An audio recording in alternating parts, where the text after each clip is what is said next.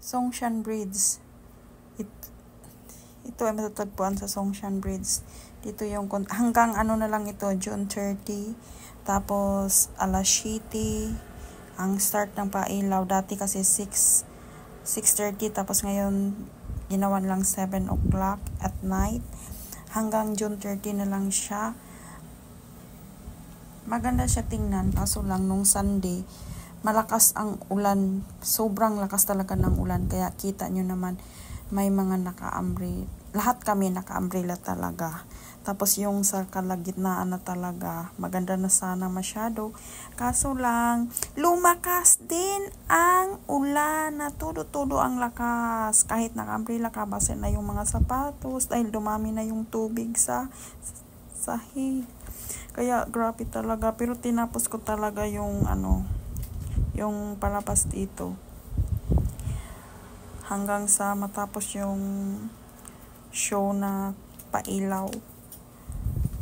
Every year yata to, kaso lang first time ko lang din nakapunta dito at para manood ng ganito.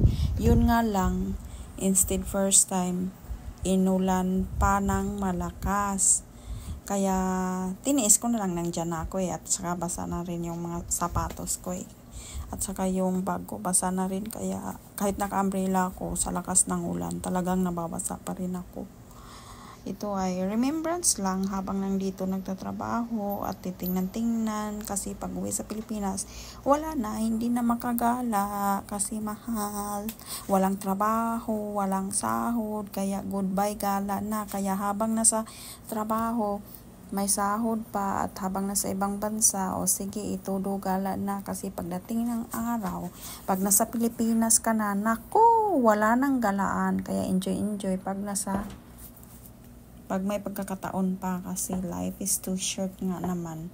Kaya mas mabuti na yung gawin na natin yung mga gusto nating gawin habang nabubuhay pa. Kasi hindi natin alam kung kailan tayo mawala sa mundo. Kaya i-enjoy na lang natin ang galaan. Kasi nga, hindi naman masyado nag-consume ng malaking pera. At saka free lang naman pag pumapasok dito. Wala namang problema. Kaya enjoy lang.